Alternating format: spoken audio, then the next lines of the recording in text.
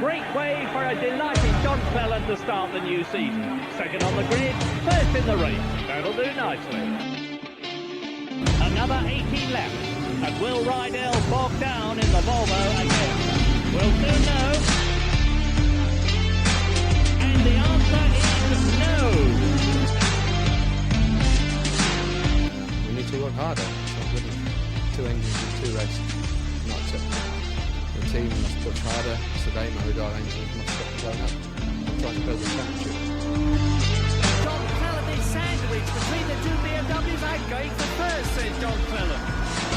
Oh, Matt Neal sideways, championship leader in big trouble sideways, he gets it back again. It's Plato and Matt Neal, side by side. I'm going to rip your face off. You know what that? I'm going to rip your Hey! What are we doing here? Is this stock car racing or is this motorsport? The man's an animal. And Colin Turkington is going to become the champion for the 3rd time in his career with 1 race to stand.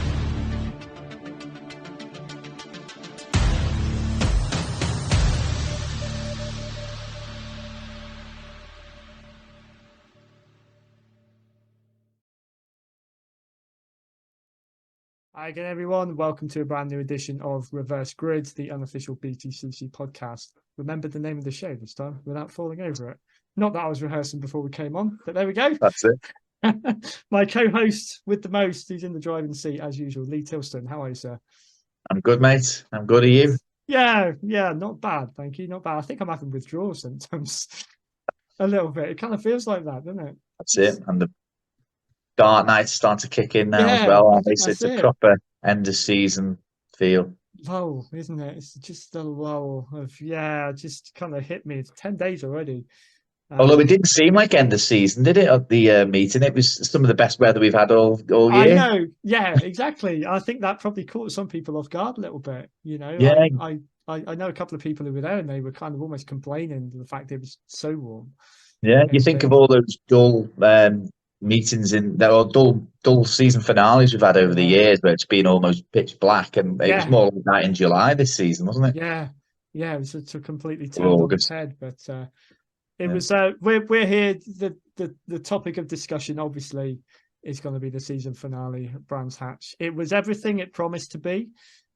I'm not going to say it was as predictable as it was destined to be, but obviously I think the result that many knew was going to come did come.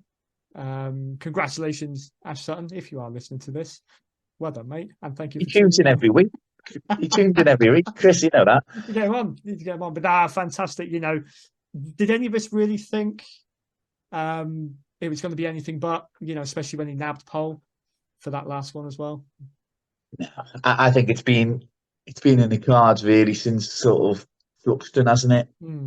Yeah. Was it Fluxton when he'd won? So there was a period, wasn't there, where he won? Was it something like he did 4 races out of 6 or something? I think it was Fluxton, and he did 3 double wins on the bounce, and one of those. That was it. Yeah. I think from then on it was. Yeah, it was in the bag, really. I think the thing for me with him, especially when I saw him grab pole, you know, during the qualifying on the Saturday and I thought this is his to lose, and I've been saying that for a while. And the only thing he had to avoid was drama. But we know, this being BTCC, and it's happened to him earlier in the season, he still couldn't think beyond, you know, something could happen. We've seen it happen. We've seen it happen to him. You know, if something would have taken him out for the first race, it would blow it open, wouldn't it, a little bit more? Yeah. But, you know, he... never looked like happening, really, did it? It didn't. I'm not going to say that those first 2 races were dull. You know, it was good to see him wrap up the title, I think, within race 1. Again, seeing how comfortable it seemed. A little bit of a hairy moment, I think, probably with him when the safety car came out late on and sort of took away his lead, but he never really seemed that under threat, to be fair. No, I mean, Tom Ingram gave it.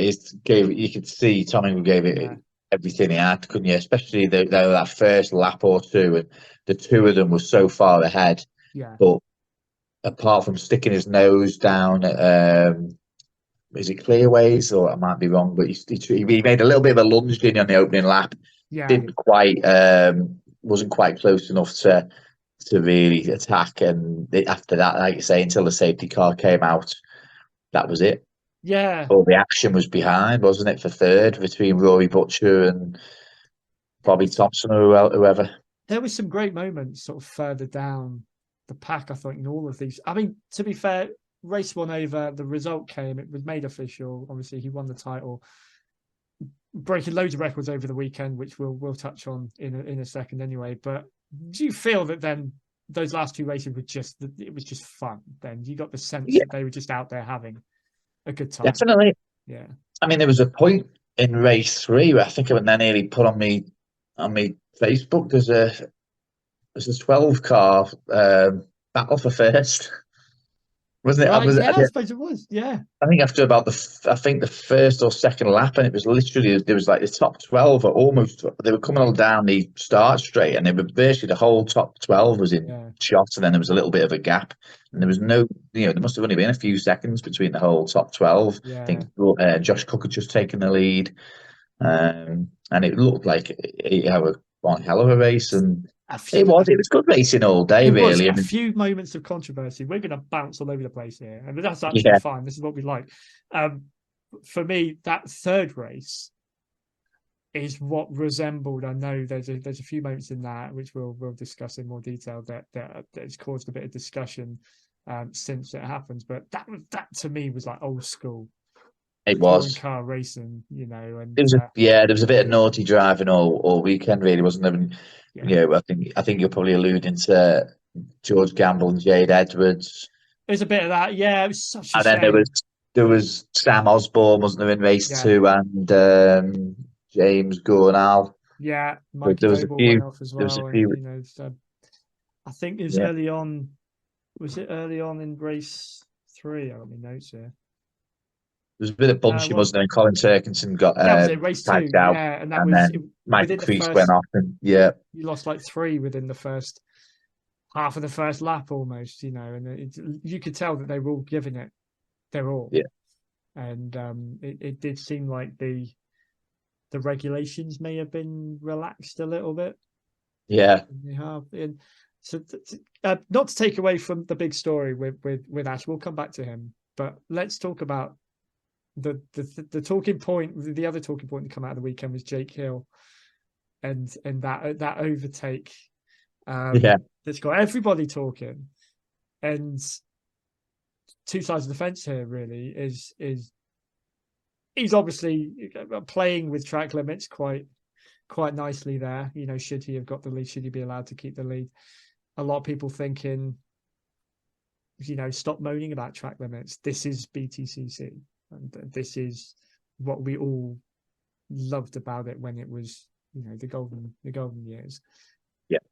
Your take on it, firstly, good move, bad move, indifferent. I think it was a brilliant move, but I think all 4 wheels were off the track, weren't they? And I'm saying that as a Jake Hill fan, but I'm just giving an honest opinion rather than a biased one. And Ricky Collard lost a win at Brands Hatch for going nowhere near that far off the track, and in a way, and I don't blame Jake for it or having a pop at him whatsoever, but it just makes it's almost like, this is how stupid the rules are, and I'm gonna give you an example of just how stupid the rules are. And it makes an absolute mockery of it. And we've talked about it countless times this season. And if ever the officials or the powers that be needed it in plain, in front of their eyes, that was it. Because how can you say that's not right exceeding track limits? And then the argument is, we're not monitoring that corner, though. I mean, it's ridiculous. It is. Now, this is my take on it, and I'm both sides in that. Yeah, I mean, quite visibly flirting with track limits. Great to see driving like that and drivers taking risks like that. My beef with this is not with the drivers, really. It's with, exactly the point you just touched on there. If it's okay because it's finals weekend and it's just happened to be that corner, enforce the rules all the way, or don't. Why is it then that we've had results changed and decided other ways previously in this season for exactly the same thing? Be consistent. That's my issue with it. It's great to see. I'd love to see that every week. I mean, I remember a similar race. I mean, the fans, of going back might remember it was 2006 when Colin Turkington beat Fabrizio Giovanardi at Donington to deny Giovanardi what would have been his first BTCC win. I don't know. Do you remember it? It was at No, the I don't. last corner. I wasn't around that. I haven't seen that season. Yeah, they go through the chicane on the last corner, and Giovanardi was in the lead, and then Turkington threw it up the inside and went all four wheels over the grass and got it out in front of Giovanardi and took the checkered flag. And Giovanardi was fuming about it. Right. And it was a similar sort of move, really. And but obviously they didn't quite have the same track limit rules back then that they've got now. I personally think simple. Just let them race, and if you put all four wheels off the track, it's not like drivers are going to suddenly start driving off track all the time, because you're always going to go quicker on the tarmac than you do on the grass. Yeah. Occasionally you might go on the grass and you'll get away with it like Jake did there, but more often than not you'll see drivers go on the grass and then they lose control because there's no a bit of grip, or they can't brake properly. So it's not like you're going to get drivers deliberately driving around the grass. No. So, and if it's if they're all allowed to do it, I don't see how anybody can say, "Oh, that's an unfair advantage," because you're allowed to do it and he's allowed to do it. So how is it unfair? Quite. It just simplifies things. But there we go. Well done, Jake Hill. It's great to see him finish on his especially as soon as he was under the weather. Well. I heard about that. Yeah, because I saw Tim Harvey say he's not seen a driver look that ill on race day, which fair play. So imagine if Silverstone had gone his way then in that second race or whatever. Imagine if he had took it down to Brands Hatch and he's feeling that under the weather. I mean, that would have just been. Would that have been not I'm saying they would have used it as an excuse, but it's got to affect you. It's got to be one of those outside factors that you just like, really. Yeah. Why now? Why me? But it's great to see him get his finish on a win. It was a shame, bittersweet in a way, because I was rooting for Josh Cook to get his first win of the season. First time he hasn't won the season since 2017 by our accounts. Oh wow! Which is it's a shame. You can again all season you sense his frustration at not being able to challenge, and when he's had these opportunities at the front. Say I can't remember which meeting it was now. It's they've all kind of blurred into one. But when he was up against Ash Sutton and they were battling, and he ended up being nudged. Was it Knockhill? He ended up being nudged off the track a little bit. He was there or thereabouts then, and he's. I'm kind of a bit mixed there because I don't know. You know what? It's the end of the season, and I don't know what to make of One Motorsport and the Honda Civic. Because at times they've had some fantastic results, and you think, well, these could be the next team dynamics now. They've got the car looking good, and then all of a sudden, like you saw, didn't they qualify for like 60? I know. They were all outside the top 15, weren't they? And Jade Edwards hadn't scored any points in half a season. Aidan Moffat, who I was a big fan of, hasn't really done much either. And then Josh Cook at the times just blew both of them out the water, but then he's struggled as well. So. I don't know what to make of it. For him to qualify so low, that was odd. You don't know whether Josh Cook's just had an absolutely fantastic season and really made that car look more competitive than it actually is, or whether the other two have just really underperformed. You just don't know what to make of it, really. That's one of those teams. Them and Team Hard, I'm quite interested to see what their setup and what their plan is going to be when everything gets announced next year, because they really do seem like they're in a real transition period, but they should have it together by now. They changed the name, didn't they? They changed the name as well over the winter from BTC to One Motorsport. So there's obviously been changes going on behind the scenes, and obviously Will Powell left. He was obviously, he wasn't just a driver, so he was involved in the running of it. And Barry Plowman was with them for a couple of meetings, wasn't he? Yeah. So then he went back. Need someone like him regularly. I think so, because he built those cars effectively, didn't he? Or designed them or something. So he was a big part in the build of them. So And I know they got a lot of equipment off from Team Dynamics, so maybe next year they might come back bigger, and with it being a bit of a last minute thing where Dynamics pulled out. I mean, I still hope that Dynamics come back into it themselves because they're a legendary team. But if they don't, and you keep hearing murmurs that they've sold all the equipment now, that's it, it's the end of them.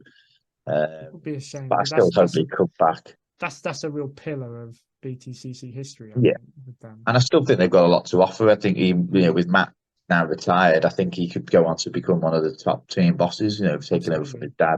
Absolutely, and to have it with Dynamics, I think is just right. To have him. Yeah. Well, his son looks like he could be a decent racer, and it's all there, isn't it, to maybe be the next generation. Like exactly. Steve entered his son Matt 30 years ago, and now it's that history repeating. Yeah, and that would be a lovely potentially. Story.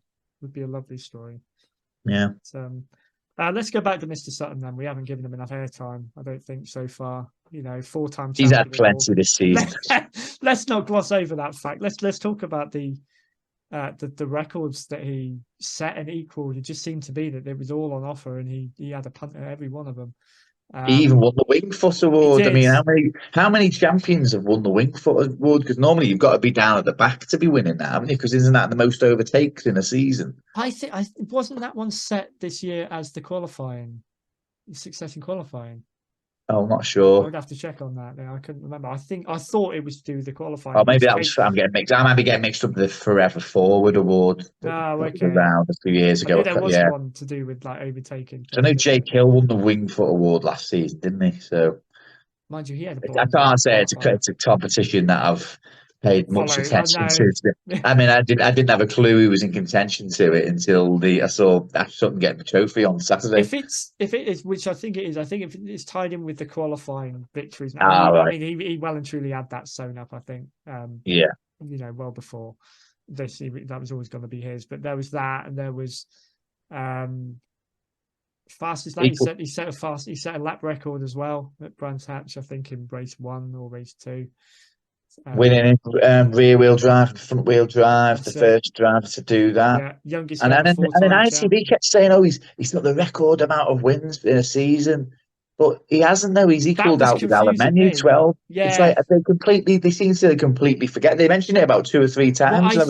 What I think because I went back and I looked at this and what was behind this, and he beat the record set by James Thompson in 2003. So he has got the most wins in season for 20 years.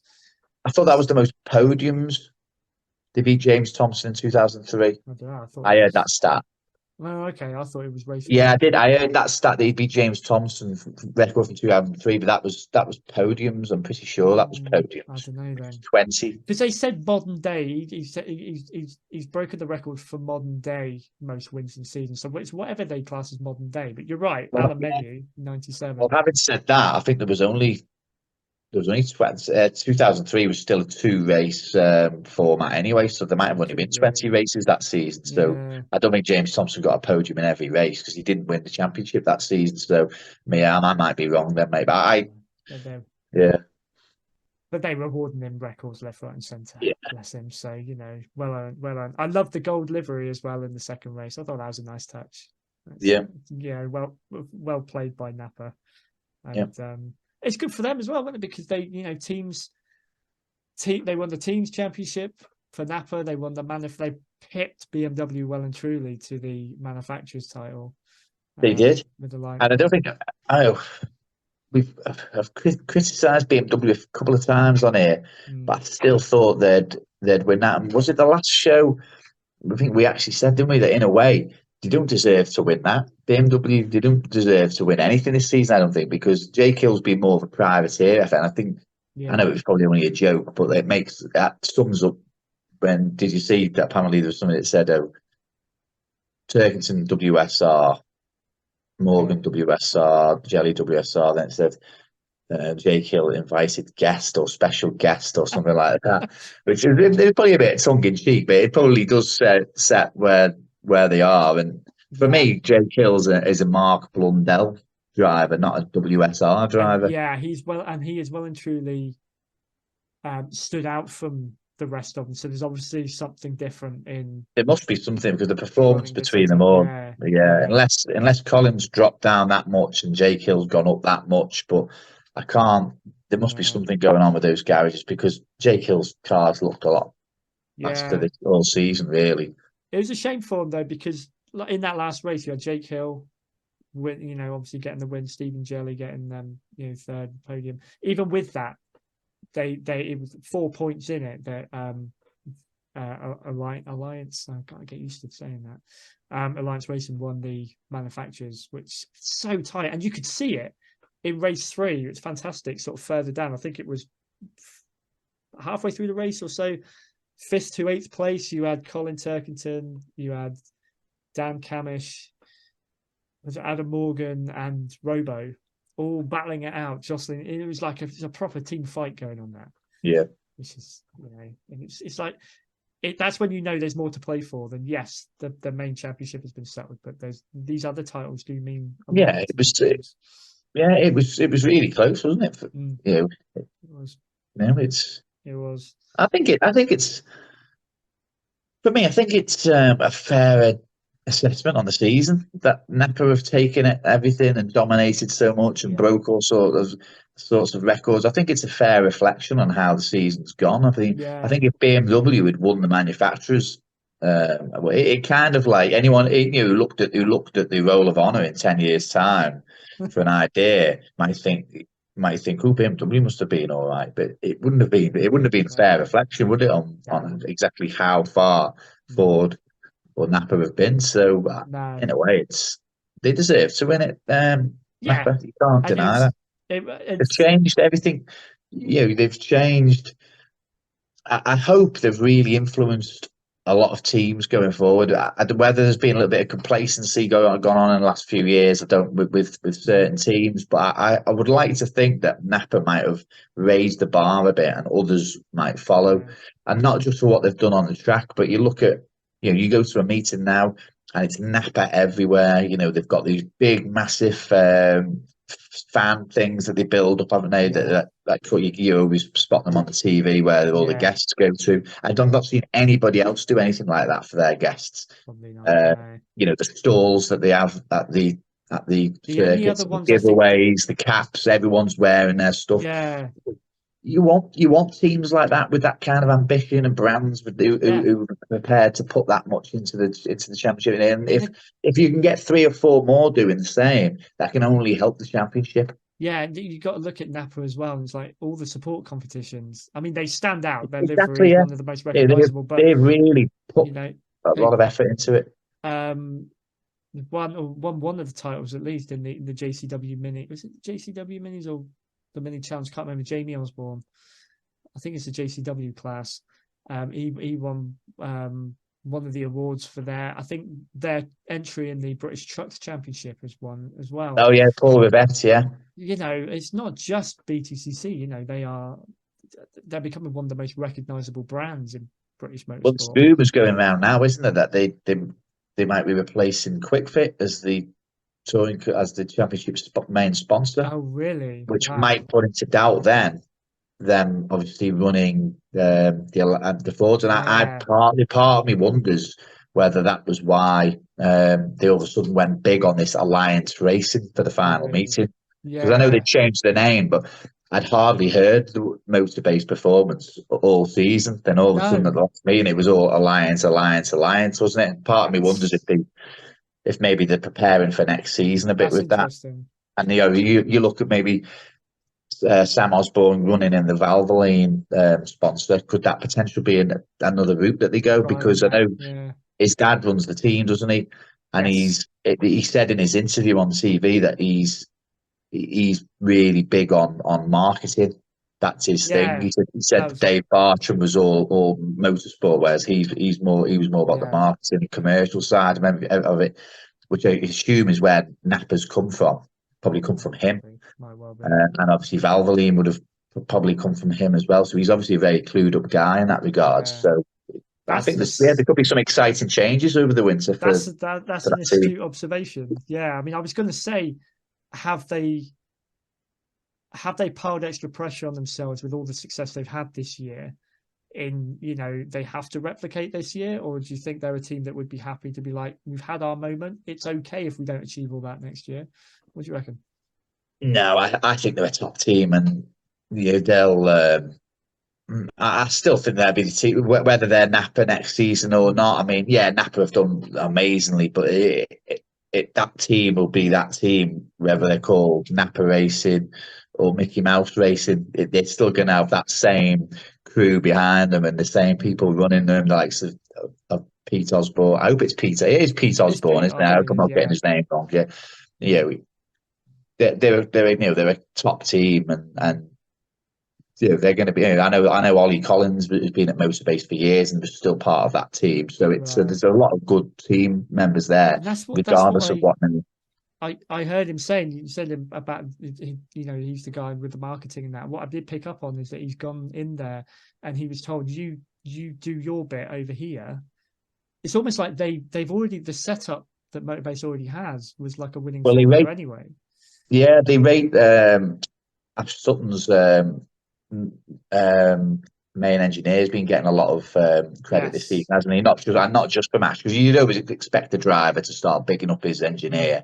But I've heard Paul O'Neill and other people mention them, and it's not often you pick up on engineer names, is it? No. Unless they're really special, like the guy who he says, "Oh, you always remember the names of the great ones." Well, now I've forgotten.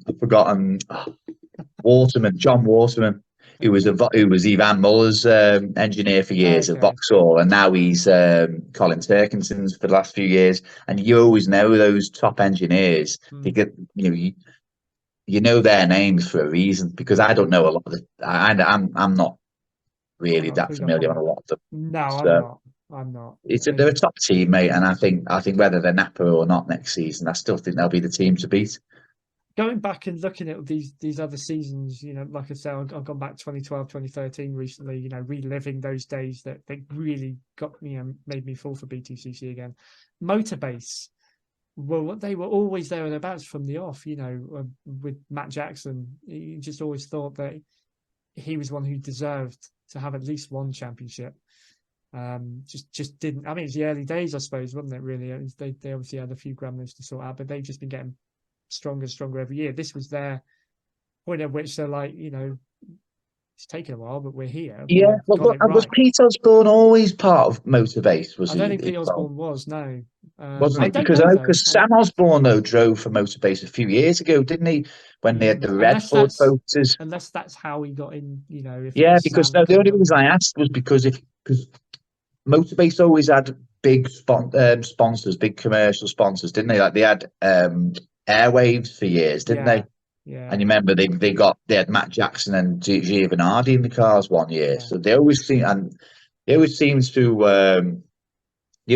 have a big, big sponsors. Leyland Paints was another one. He's always Shredded Wheat was my favourite. That's we should open that up. Shredded Wheat. There's another one. Yeah, then there was the Redstone as well. Yeah.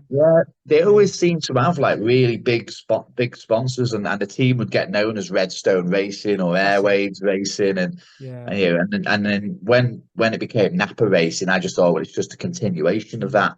So and it'd be interesting if Pete Osborne was around back then, and he was the one maybe putting all these commercial deals in place. Maybe. So but let me say, I mean, that's only a rumor that I heard from listening to another podcast. No, that is an interesting one. So it could be the Napa British Touring Car Championship next season. I mean, talk about domination. But as long as they do these kind of things, it's not so. As long as they're doing those kind of things still next year. Yeah. I wear mine with pride. They're another one. That Quick Fit. You got to say they've done a brilliant job for the championship. They do some of their YouTube videos that they've done and put out there. And if you follow them on Facebook, I mean, if it's just a Quick Fit customer following their page, but it's all touring cars, really, most of their posts. Yeah, you wouldn't be able to escape BTCC. Yeah, I'm pretty sure when it was the AA and Green Flag and also Trailer touring cars, it never got that sort of coverage. So, fair play to Quick Fit. They have been superb backers of the championship. I mean, it's been a great. So we have got another episode to come after this where we will delve into more about, a season review and a driver review. But, in a nutshell, it has been a really unpredictable. It's odd to say that because I think for part of it, we were like, well, it's NAPA Racing all over it. They're qualifying pole every single time. But it's still been an unpredictable season because there's been enough behind. I mean, Tom Ingram, Mr. Consistency, mentioned about him. Did he only win one race in the end? I think 2 he had, but the fact that he finished second with only that, they made note of that. Just shows where he has been. Wait a minute. I think Jake Hill aside, I think the reason that Tom Ingram didn't win as many races was because he was so consistent, if that makes sense.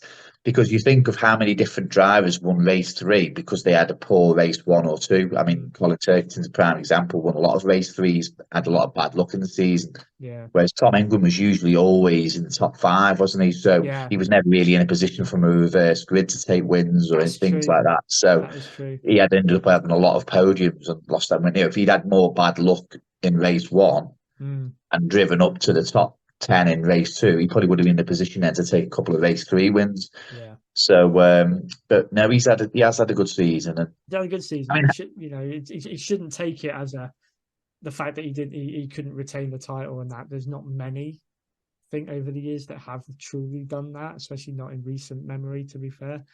A couple here and there, but he had his fight in his hands.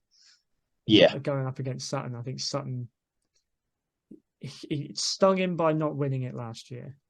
Yeah, I think at some point last year he thought, and a lot of people thought he would do, he'd get the 4th title last year, and mistakes happened, and England was there to take advantage, and he came out swinging this year. I think, really.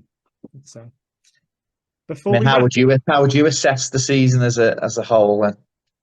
I think it has been, from a spectator's point of view, it has been fantastic. You've had a bit of everything. I mean, the weather has played a real part in creating a lot of excitement. Yeah. I think a highlight for me is the fact that Silverstone was a lot more than I was anticipating, because I often find it a little bit of a non kind of entity sometimes. There's not a lot happens on it. It's not the best track to watch. It is one of the best weekends I think I've seen in recent memory, which was great, and that is right at the end of the season. So it wasn't really following much of a pattern, and you couldn't predict what was going to happen. So it's been great, and there's so many drivers further down that given a few years, are going to be up there. Yeah, no, I agree. I mean, I don't think we'll look back and say it was an absolute classic season purely because the title race wasn't close, but that doesn't mean it was boring. I don't think the racing was ever really boring. Yeah, sometimes Ash Sutton might have won them, but there's still a lot of good races that maybe got to those results. You can't say just because if it happened every season, I think you'd have a case for it. But it doesn't happen that often in touring cars where one team dominates us. Certainly in the modern era. No, and I think that's what added to it for me, is that you could see it happening, but you kind of think they can't dominate everything. There's got to be something that's going to go wrong here. Yeah, and you're almost waiting for that, and it did. Silverstone, Mikey Doble came along, and he party, and there were so many wet races and mixed weather races this season as well, or unusually so.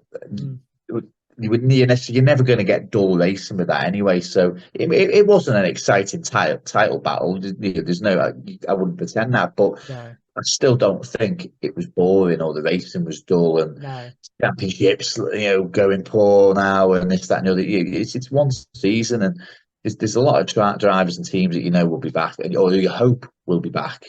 And it could be, like I say, it could be a great thing if NAPA can raise the bar. A few others could step up the game. Can't wait for the rumor mill to start turning. And just before we go, I mean, you dropped this real gem on me before we started recording, which has kind of left me in a bit of a spin with images of Power Max Racing turning a Cupra around. Is it Donington? Donington, yeah. It looked the part, didn't it? It really did. It really did. And it's really split me, because I'm like, when I saw, obviously, I've said before, being an ATS fan and seeing him last year in the Cupra, I was like, it's great to see him in that car. Looked like it had a lot of potential. It's had probably more of an off season than an on season this year, but marrying the two up, I think it's just quite an exciting prospect if that is what they are doing. But I'll be sad to see the Vauxhall kind of not have those colours on it next year. But yeah, I'm really excited to see what that team and what those three drivers do next season, because I think they would. You know what? I'm almost tempted. I mean, whether it's just me saying it now without giving it too much thought, but I'm almost tempted to say that after NAPA Racing or after Ash Sutton, they were possibly the next stars of the season. absolutely. I mean, they performed. You know, I try and think. You know, I would put them ahead of. Yeah, I would put them ahead of the WSR BMWs. Yeah. Because with what they've got at their disposal there, and I know BMW were higher up, but I think for the age of the car and the budget, I think Power Max did a terrific job. Pure entertainment, and this is a quick shout out as well to Andrew Watson. Congratulations in finally clinching the Jack Sears. That went down to the wire. Unfortunately, the likes of Mikey Doborn and Sam Osborne taking that out of contention in the first couple of races did help. But just sure excitement. All three of those drivers have given us memories this year. Yeah, and that is a perfect springboard if we can leave it there, because that will segue really nicely into what we're going to talk about next time, and we'll break open these. We'll take each driver and kind of assess what they've given us this year, or what they may not have given us this year. I've already given it some thought for my. There's going to be some. It's going to be some harsh scores. I think red cards going on here. That's it. Yeah, there was a few drivers I was really disappointed in. A few drivers and a few teams I was really disappointed in this season. And you can be good cop, but I'm quite happy to play bad cop, and I won't be sitting on the fence with a couple of my assessments. All I'll say to the listeners, we will both come armed with our opinions, and that's all they'll be. This is nothing official. This is nothing us, taking any umbrage with anyone personally. This will be based on our opinions. So I will have my opinions. You'll have yours. They may differ in which will make this more interesting, I think, in places where they will differ. But no, come with whatever opinion you have, because this is what we like to do as fans. I think I'll certainly I'll aim to be fair. I mean, we'll go into it more at the time, but I'll be fair. I would never like to be insulting or nasty in my opinions, but at the same time, I'm not going to kiss everybody's backside and pretend we've got 30 unbelievable drivers on the grid or 28 or whatever. No, I mean, I will admit there's a few that every week I'm thinking, where they're going to finish. What are they getting out of this? Yeah, that's just me, and this is all it's going to be. A little bit of fun to finish off on. That's it. I think so. So brilliantly, been brilliant, mate. It's a shame that the action is over, but I think we're going to have some fun in the next one. Yeah. Looking forward to it already, Chris. Armchair quarterbacks, if we're going to use an American football, analogy, but I don't even know what that is. Essentially, fans who think they know everything and give their opinions. That's what we're going to be doing. So join us in a couple of weeks. Thank you, guys. Thank you for supporting us. Still keep those likes, listens, views, shares, anything you can spare us coming, and we'll be back again in a couple of weeks. Adios. See you later. See you now. Bye. If you enjoyed this episode, please take a moment to like, share, and hit the subscribe button. Also follow us on Facebook to keep updated about all future shows.